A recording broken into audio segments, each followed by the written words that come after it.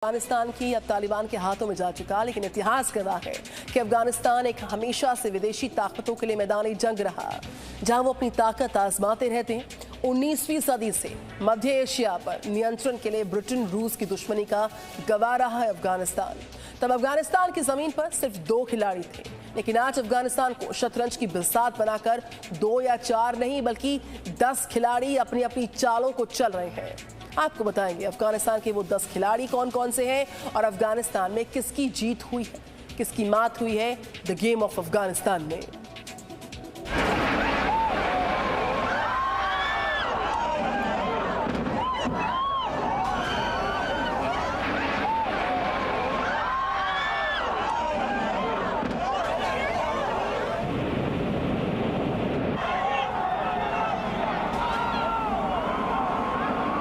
Taliban regime is coming to an end.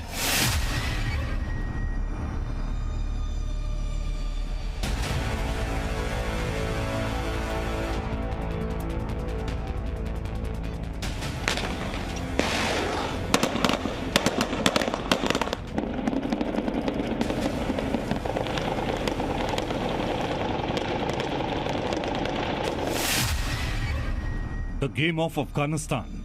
खिलाड़ी number 1 America.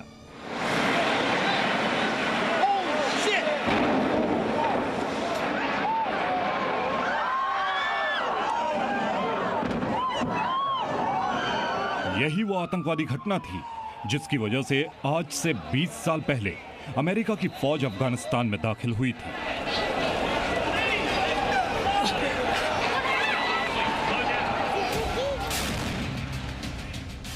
America Afghanistan में इसी सोच के साथ आया था कि वो दुनिया का सुपर पावर है और अपनी सैन्य और आर्थिक ताकत की बदौलत अफगानिस्तान में आतंकवाद को कुचल देगा। लेकिन अमेरिका अपने इस लक्ष्य को पूरी तरह से हासिल नहीं कर सका।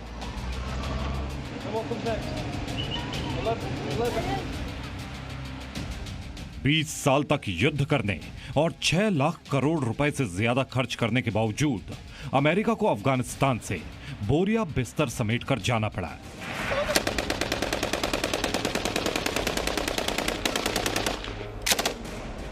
अमेरिका की सेना के अफगानिस्तान में रहने के बावजूद तालिबान धीरे धीरे अफगानिस्तान को अपने कंट्रोल में ले रहा था। अमेरिका के लिए हालात इस कदर बुरे हो गए थे कि अमेरिका को तालिबान की डेडलाइन के ही मुताबिक अफगानिस्तान छोड़ने के लिए मजबूर होना पड़ा।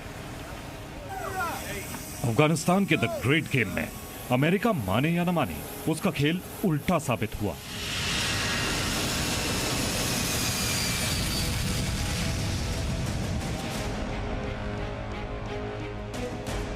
बीस साल पहले तालिबान को हटाने वाले अमेरिका के सामने ही तालिबान फिर से अफगानिस्तान की सत्ता में आ गया। अब तो अलकायदा के भी अफगानिस्तान में लौटने की आशंका मंडराने लगी है। अभी भी अमेरिका अपने लोगों को अफगानिस्तान से निकालने के लिए तालिबान के रहमो करम पर टिका हुआ है। We certainly hope and we certainly expect there will be additional opportunities for Americans and others to whom we have that commitment to depart Afghanistan if they so choose, using this and potentially other means as well.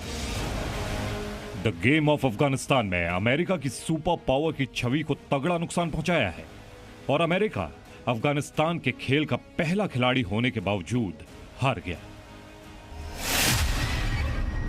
The game of Afghanistan खिलाड़ी number 2 चीन। America के अफगानिस्तान छोड़ने से सबसे ज्यादा अगर कोई खुश है तो वो है चीन। अफगानिस्तान में अब नया खेल खेलने जा रहा है चीन। अफगानिस्तान में चीन को अपने आर्थिक हित नजर आ रहे हैं। अफगानिस्तान में तालिबान सरकार के गठन के ऐलान के कुछ ही घंटे के अंदर चीन ने तालिबान को 31 मिलियन अमेरिकी डॉलर की मदद का ऐलान कर दिया। तालिबान को मदद देकर चीन ने अफगानिस्तान में बैकडोर से एंट्री कर ली है। चीन की नजर अफगानिस्तान के खनिज भंडार पर है। अफगानिस्तान के जरिए चीन अपने one belt one road project का विस्तार भी करेगा। अफगानिस्तान के रास्ते चीन अब यूरोपीय देशों तक भी अपनी पहुंच बढ़ाएगा। तालिबान के अफगानिस्तान पर कब्जे से काफी पहले ही चीन के विदेश मंत्री ने तालिबानी नेताओं से मुलाकात की थी। तभी यह साफ हो गया था कि तालिबान को चीन का समर्थन है। गुरुवार को ब्रिक्स देशों की वर्चुअल बैठक में भी चीन के राष्ट्रपति शी जिनपिंग ने आतंकवाद को लेकर कोई कड़ा रुख नहीं दिखाया। इससे भी संदेश साफ था कि चीन को तालिबान से दोस्ती बढ़ानी है, इसीलिए आतंकवाद पर ज्यादा चर्चा करने से चीन बचता रहा। 与此同时，国际社会应帮助阿富汗挖掘自然禀赋、地理位置和人力资源优势，开展区域合作和互联互通，推进经济社会发展，增进普通民众福祉。 अब द गेम ऑफ अफगानिस्तान में चीन अगले कई सालों तक तालिबान को कठपुतली बनाकर पर्दे के पीछे से अपनी हुकूमत चलाएगा। द गेम ऑफ अफगानिस्तान, खिलाड़ी नंबर 3 रूस। अफगानिस्तान के शतरंज का एक खिलाड़ी रूस भी रहा है। सोवियत संघ अफगानिस्तान को अपने खेल के लिए आजमा चुका है, लेकिन उसे अफगानिस्तान में सफलता नहीं मिली थी।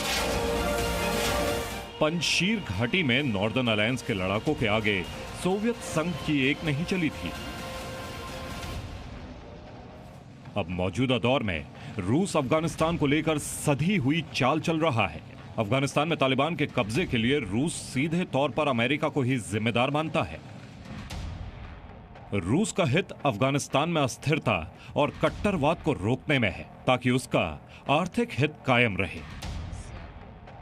गुरुवार को ब्रिक्स देशों के सम्मेलन में रूस के राष्ट्रपति व्लादिमीर पुतिन ने साफ साफ कहा कि अफगानिस्तान से अमेरिका के लौटने से नया संकट खड़ा हो सकता है और पड़ोसी मुल्कों में आतंक और ड्रग्स तस्करी बढ़ने की आशंका है।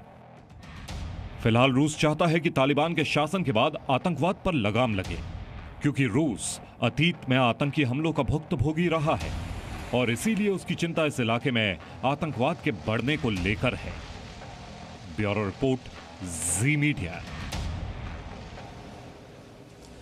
तो रूस, चीन और अमेरिका के बाद गेम ऑफ अफगानिस्तान के 3 और खिलाड़ियों का जिक्र करते आएंगे। द गेम ऑफ अफगानिस्तान का चौथा खिलाड़ी भारत है और 5वां खिलाड़ी पाकिस्तान है, 6ठा खिलाड़ी ईरान है।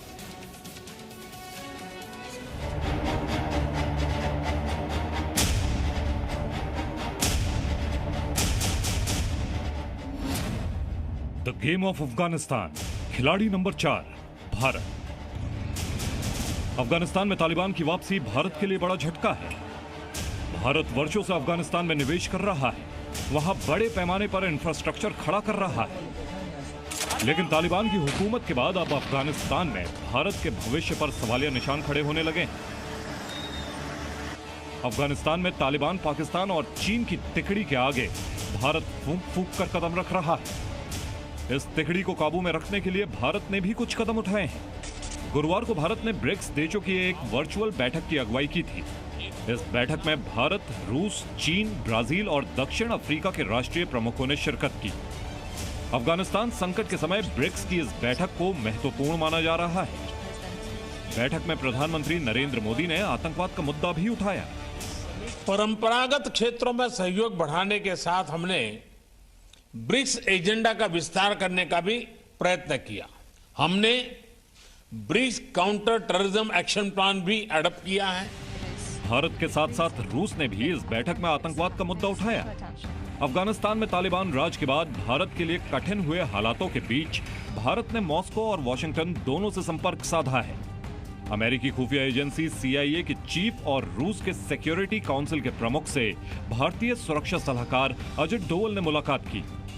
इस बातचीत का मुख्य एजेंडा अफगानिस्तान ही था। भारत और रूस ने साझा तौर पर माना है कि अफगानिस्तान में जो आतंकी संगठन काम कर रहे हैं वो आसपास के इलाके के लिए खतरा पैदा कर सकते हैं। The situation in Afghanistan continues to be very fragile.